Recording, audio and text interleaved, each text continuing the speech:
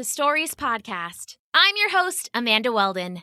Today's story is called Getting My Wings, an original story co-written for you by me and Daniel Hinds. We wrote today's story in honor of Pride Month and all of our LGBTQIA+ listeners and families. We're excited to celebrate this special community. If you'd like a list of other kids' podcasts celebrating Pride Month, check out the link in the show notes. Thanks! Enjoy the episode! Getting My Wings. What do you mean we have to go to camp? Stevie asked incredulously at the dinner table. I made it through the entire school year and it's finally summer and now I don't even have any time off? Earlier that day, while he'd ridden the school bus home from his last day of 5th grade, Stevie had smiled so hard for so long that his face almost ached. He'd spent the whole ride looking out the window, humming gleefully under his breath and imagining all the games he'd get to play over the 2 long, school-free months ahead of him. Then it was like a huge weight had been lifted off his shoulders, but now, just a few short hours later, he felt the weight settle back in again. Wait, why are we going to camp? Stevie's sister, Stephanie, asked. Do we get to pick which camps we're going to? Stevie looked over at her. She actually looked excited.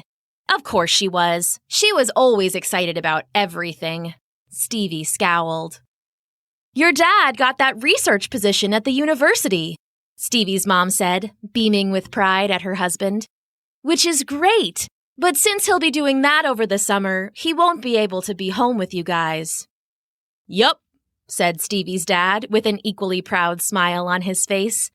I'll be sad not to have my summer off this year, but this is a really cool opportunity. And it'll be good for you guys to get out and do something different this summer, too. But I don't want to do something different, Stevie burst out.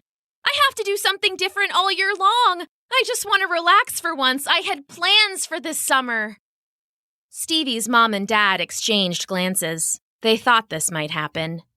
Stephen, said Mom gently, we're sorry we have to change the plans. Stevie felt tears prick at his eyes, but he tried not to let them fall. But what camp are we going to? Stephanie said, either unaware or unconcerned with her brother's distress. Camps plural, actually, said Dad. It was a little tough to find you guys spots this late in the game, but we got lucky. Steph, you're signed up for 6 weeks of soccer camp. Yes! And Steve, we thought you might like the drama camp they do at the youth center. Drama camp? Stevie thought. Drama camp? Stevie said out loud. I don't do plays.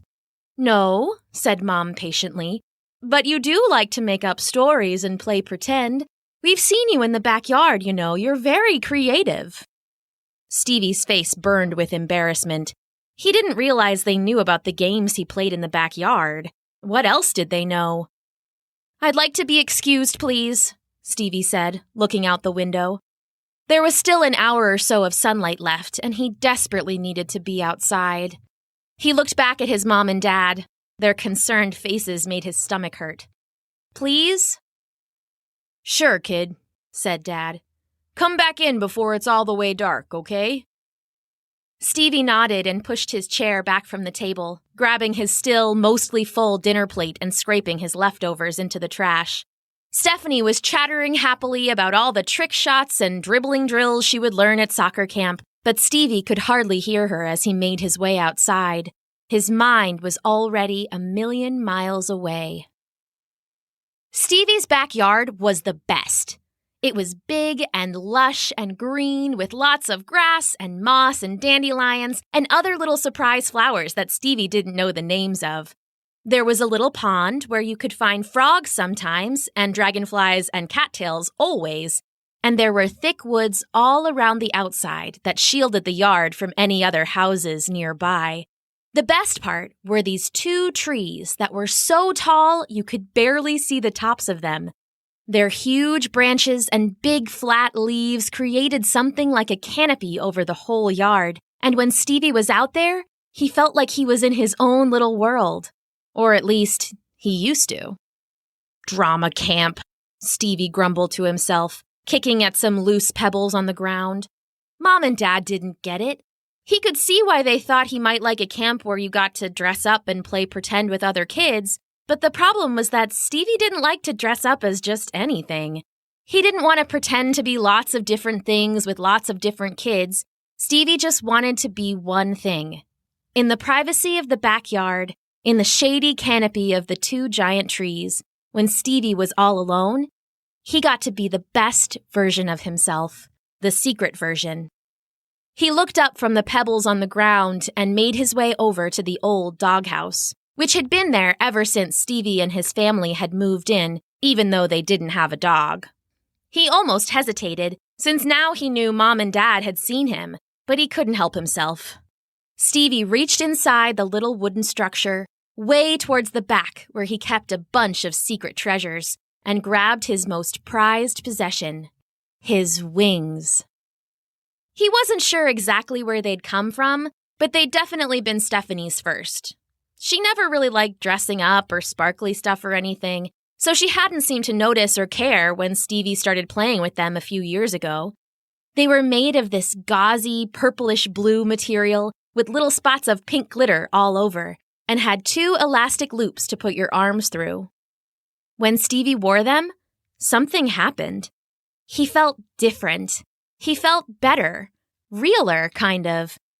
There was a lightness when he wore them, like there wasn't anything pressing down on him. Like maybe he could float up in the air, like a big red balloon. When Stevie put on the wings, he felt like he could do anything in the world, almost like he could fly for real. That's how it all started. He closed his eyes and opened them again, as Queen Stevie, the fairy adventurer. Under the shade of his 2 big trees, his backyard was gone. His imagination replaced it with the beautiful jasper jungles and soaring plum peaks of Feronia, his domain. And here, safe in his domain, safe in his backyard, and safe in his mind, he was she. And she could fly for real. Her beautiful wings blazed with light and hummed a melody, lifting her into the air, light as a soap bubble. And then she soared. She buzzed over mountains dusted with pink snow. She twirled wildly down through the fuzzy vines. She startled a flock of firebirds into flight and stayed with them for a time, their passage leaving a blazing red-orange rainbow in the sky.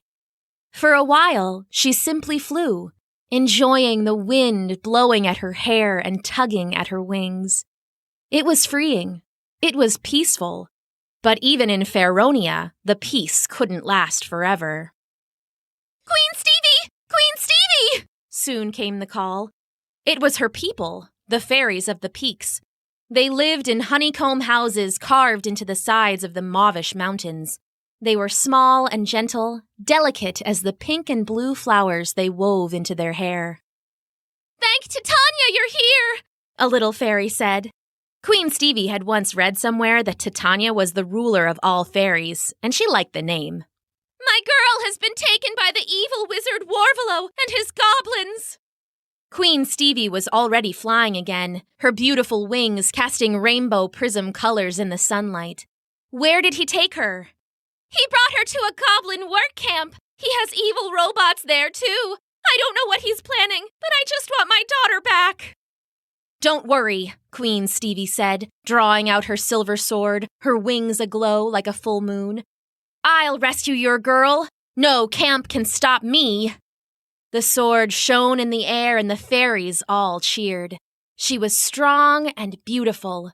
She could fly like the sun itself, and she would never let them down. Queen Stevie lifted her arms, letting it wash over her. "Ouch," Stevie said, his fantasy dissipating as he slapped at a mosquito on his ankle. The bugs and peepers were out now, and the sun had almost completely left the sky. It was time to go inside. Stevie had imagined a summer spent living as his queen self almost all the time, but at camp, he'd have to hide it, just like he did at school.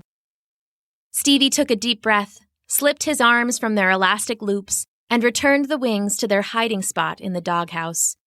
His heart was heavy in his chest as he walked back toward the house. Okay, guys, I'm Allie and I'm your counselor. Let's get started.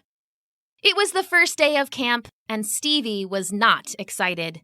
That morning, his dad had had to call him 3 or 4 times before Stevie would come downstairs, and he'd almost made everyone late. He recognized a few of the kids in the class from school, but not everyone. There were 3 other boys, and the rest were girls, and so far he hadn't talked to anybody. Circle up, Allie called. We're starting with an icebreaker game. Gross, Stevie thought, but he didn't say it out loud. He trudged over and joined the circle. Okay, we're going to go around the circle and introduce ourselves with our first name and a word that describes us. Got it? And the word needs to start with the same letter as your name. So I'll go first. I'm Adventurous Allie. There was a cool Caroline and a goofy Greg. Other kids were amazing or brave. And then it was Stevie's turn. I'm Steven, or Steve, I guess, and I'm, Stevie could feel his face turning red. Looks like Steven's having a tough time coming up with a word. Can anyone help him out? How about shy? One kid said. Or maybe special? Stevie looked at him blankly, willing himself to speak, but unable to make his mouth move. Maybe sweet? Said a girl that Stevie recognized from school. I was going to use it, but you can have it, and I'll think of another one. Oh, that's right. Her name is Sophie, Stevie thought. He opened his mouth, ready to call himself Sweet Stevie, and then Allie interrupted. How about Studley? That's a good one for a boy. You can be Studley Steve. How's that? Not this boy, Stevie thought. But out loud, he said, Okay, I'll be Studley Steve. Just like school, he thought. On the inside, Stevie bundled up his heart and shoved it to the back of the doghouse in the yard with all his other secret treasures. On the outside, he forced himself to smile. The rest of the day couldn't go by quickly enough. Lunchtime was a nice break. Stevie was relieved to be able to sit by himself for a bit. He was eating his sandwich, completely lost in thought, when Sophie came up to him. Is it okay if I sit here? Yeah, I guess, Stevie said, smiling at her weakly. It was nice of her to try to help me during the game, he thought, but didn't say out loud. I did this camp last year, so I knew she might start with a game like that. I had a lot of S-words ready, Sophie said, almost as if she could read Stevie's mind. My parents signed me up because they think I'm too quiet. My dad usually has the summers off because he's a teacher, but this year he has a summer job, Stevie said. They thought I would like this because He cut himself off and tried to figure out how to explain that he liked to wear wings and pretend to be a queen without actually, saying it. There wasn't a way, he decided. She wouldn't get it. They just thought I would like it, he finished lamely. Sophie smiled at him curiously, like she knew there was more to it, but she didn't ask. They ate the rest of their lunch in silence. When Stevie got home that day, he jumped out of the car and headed straight to the backyard.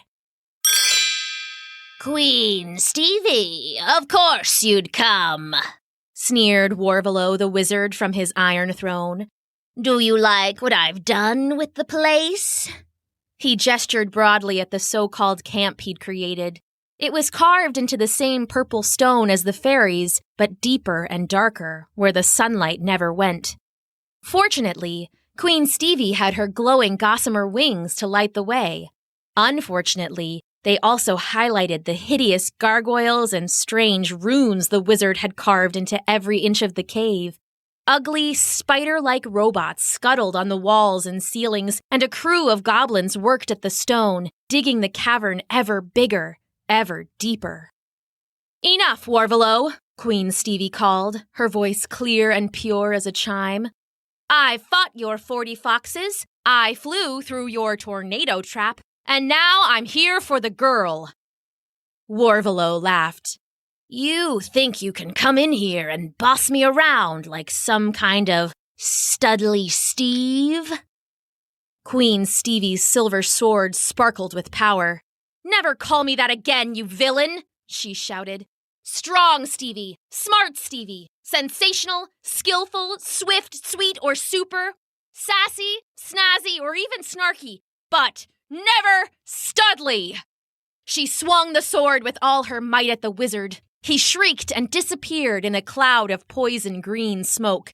His iron throne took the might of the magic blade and burst apart with a scream of metal.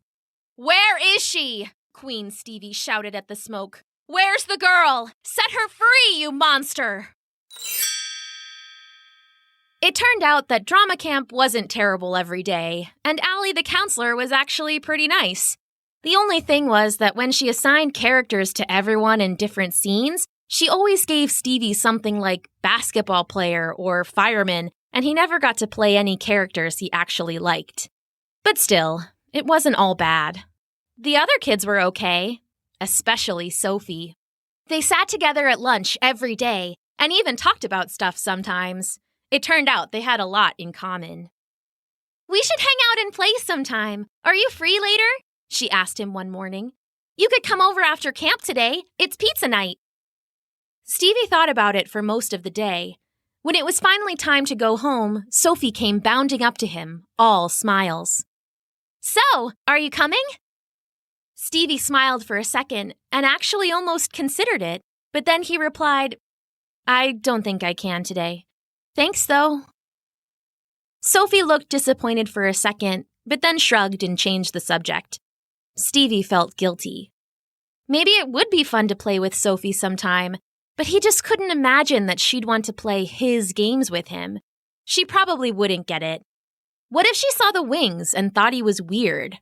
What if she told everyone what kind of kid he really was?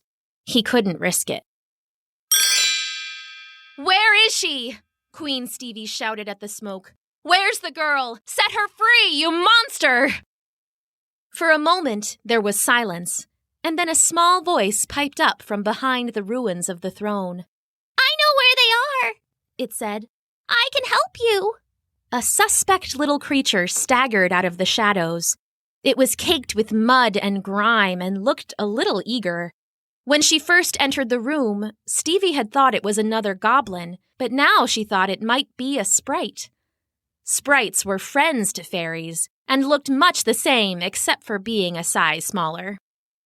"Who are you? Are you a sprite or a goblin? Tell me honest or taste my silver sword." I'm a sprite! Sophie the sprite, please!" It was hard to tell if she was telling the truth. She may be another goblin, but maybe, just maybe, under all that mud and grime, she had wings of her own. "All right, Sophie," Queen Stevie said, sheathing her sword. "We'll see how this works. Now, where did they go?" The sprite smiled and pulled aside a heavy piece of iron throne. Underneath, a sharply sloping tunnel ran into the blackness of the earth. "Deeper, darker," Stevie said, staring down the tunnel. "At least my wings will light the way." "They will, but you're more than your wings," Sophie replied. "And you don't have to do it alone." She stood in the entrance to the tunnel, looking at Queen Stevie expectantly. And then she held out her hand. "So, are you coming?" The summer dripped by with Stevie feeling like he was living a double life, just like at school. During the day, he was Studley Steve, clumsily playing lumberjacks and grumpy old men in improv games. And at home, he was Queen Stevie, leader of Feronia, a beautiful winged creature. It was a lot of work, and it was exhausting. Camp was going to be over soon, and then there would be 2 weeks before school started again, so at least there was that. He just had to get through the final camp project, and then he was home free. "Okay, guys, that's a wrap for today," Allie called out as the campers all headed to collect their things and go outside to meet their rides home. "Don't forget, tomorrow is the big day. You need to present your original characters to the rest of the group. Bring in a costume and make sure you've really thought about who you're gonna be." "What are you planning to do tomorrow?" Sophie asked Stevie as they headed out to the playground where their parents would pick them up. "I'm not sure yet," Stevie replied. I guess maybe like a pirate or something. What about you? I've been working on this fun farmer lady with a silly accent. I'm so excited. Sophie's mom's minivan pulled up in the carpool lane. See you tomorrow, she called over her shoulder. Yep, see you then, Stevie said with a wave. He hadn't really thought too much about what character he'd play, to be honest, and he wasn't really looking forward to it. They were supposed to get up in front of everyone, in a costume, and tell a story as an original character. Even though he wasn't excited, Stevie didn't want to be unprepared. He was so absorbed in brainstorming possible people he could play that he didn't notice that his dad had pulled up in the carpool lane. Steve! Stevie! His dad called out the window, honking his horn. Stevie rushed over and jumped in the car, hoping that no one had seen his dad honk and yell. Parents can be so embarrassing. Dad, please don't honk when you come to pick me up, Stevie hissed, checking out the window to see if people were looking. His dad chuckled under his breath. Sorry, kid, but I was sitting there for a while and you weren't coming. Something on your mind? Stevie sighed. It's this project thing for tomorrow. I have to make up a character and dress up in a costume and perform in front of everyone. Could we stop somewhere on the way home so I can get an eye patch or something to be a pirate? Dad looked over at Stevie and furrowed his brow. I mean, I guess we could, but do you really want to be a pirate? That doesn't sound like you. Stevie looked hard out the window instead of meeting his dad's gaze. I know it doesn't, he said quietly, but it doesn't really matter. There was a long stretch of silence before anyone said anything, and Stevie realized his heart was beating really hard for some reason. It matters, Dad finally said. Why would you choose to be something that's not you, when who you are is so great? Stevie didn't say anything, but he could feel his eyes filling up with tears. Dad pulled into the driveway, parked the car, and turned to face Stevie in the passenger seat. I think you should wear your wings tomorrow. I see how happy you are in them, and I bet you've got a really good winged character all ready to go. That has to be more fun than playing some pirate, right? But Dad, what if... Stevie blinked and willed his tears to go away. What if the other kids don't understand?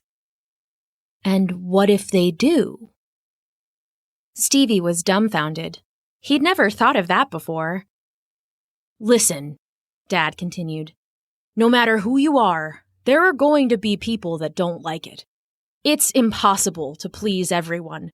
I know it's scary, but we can't let the what-ifs keep us from wearing our wings. And for what it's worth, I know I'm just your old, embarrassing dad, but I'm proud of you. Wings or an eye patch, it doesn't matter. Me, your mom, and Steph will always be on your team, no matter what. Stevie was crying for real now, and trying super hard not to make any embarrassing noises. He wanted to say something to his dad, like maybe thank you or something, but that didn't feel like quite enough, and he knew he wouldn't be able to get it out anyway. Instead, he just scooted closer, pressed his face into his dad's chest, and wrapped his arms around him in a big bear hug. His dad hugged back just as hard and kissed the top of his head. Stevie wasn't sure, but he thought he felt something wet, like maybe his dad was crying too. They stayed like that for a long while. It felt really good. So, are you coming? Stevie hadn't been able to say yes, but Queen Stevie had always been the braver one. Heart-pounding, Queen Stevie took Sophie's hand and followed her into the tunnel. Its walls were covered with layer upon layer of strange runes. Some glowed with color. Others seemed to writhe and turn like snakes, making Stevie shudder. The tunnel wound deeper into the mountain and would have been pitch black if not for the light of Stevie's wings. This is the way? She asked, voice echoing strangely off the tunnel's stone sides. The air was getting danker. It smelled like mold and hidden things long forgotten. We're nearly there, Sophie whispered. He keeps her at the heart of the mountain. Queen Stevie kept going, though the weight of the mountain seemed to be pressing down on her now. She could feel it on her shoulders and back and deep in her belly. It had been hard to start walking this dangerous path through the darkness, and now it was harder still to push on to the end. Something inside screamed at her to turn back, but Stevie knew that if she could just keep going, she'd find something better, something brighter, on the other side. The tunnel soon opened again, into a room vast and dark. Stevie stood behind the curtain, about to go on. The butterflies in his stomach could have had wings as big as the ones on his back. They were flapping so hard, Stevie could almost hear them. He felt a little bit like throwing up. Now or never, he thought, and took a deep breath. The curtain pulled back. He closed his eyes and opened them again as Queen Stevie, the fairy adventurer. She strode into the heart of the mountain, her fear burned away by the light of her courage. Warvalo the wizard laughed, thunder rolling through the cave. His fairy girl prisoner was chained to the stones before him, pale and weak. "You've walked into my trap, fool," the wizard sneered. "You may be a queen in your own world, but here, in the dark, I am ruler. I take your worries and your fear and your anger, and I grow strong and stronger. You can't stop me, Studley Steve."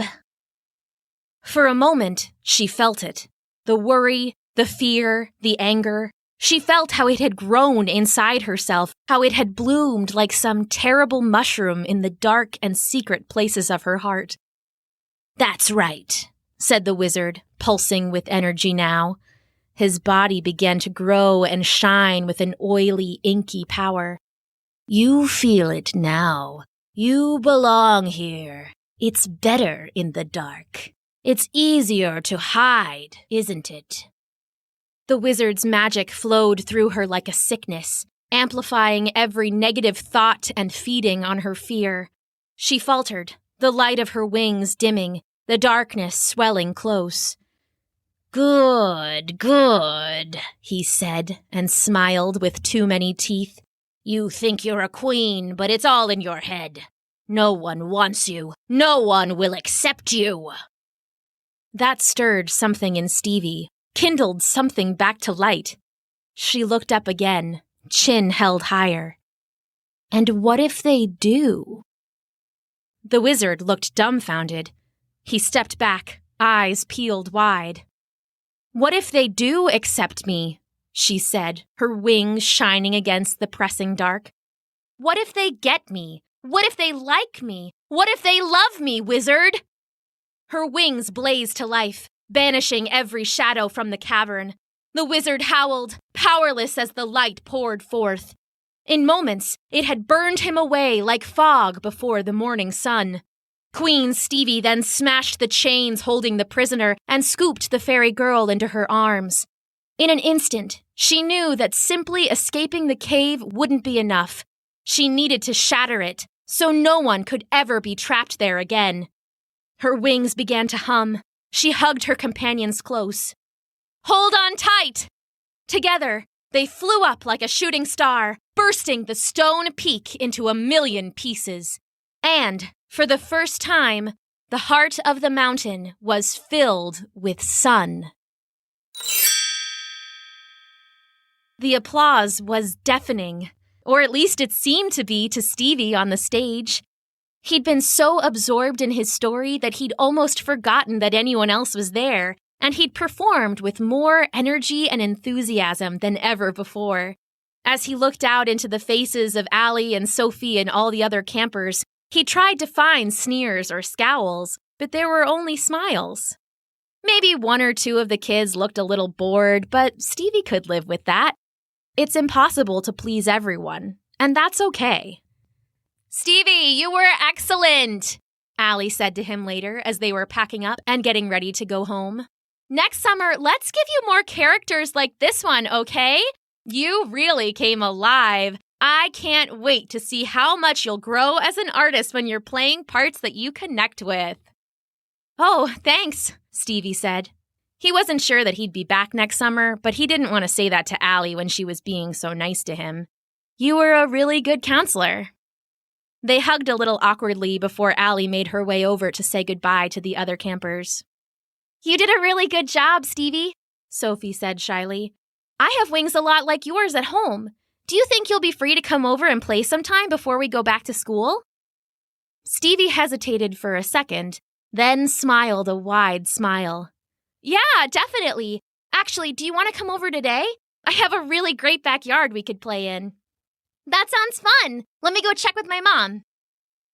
As Stevie watched Sophie run off, he noticed a funny feeling in his chest. He felt different. He felt better, realer, kind of. There was a lightness, like there wasn't anything pressing down on him, like maybe he could float up in the air like a big red balloon. Stevie smiled. He knew this feeling. He felt like he could do anything in the world, almost like he could fly for real.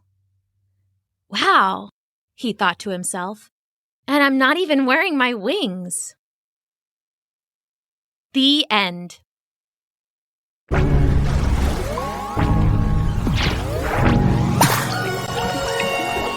Thanks for listening.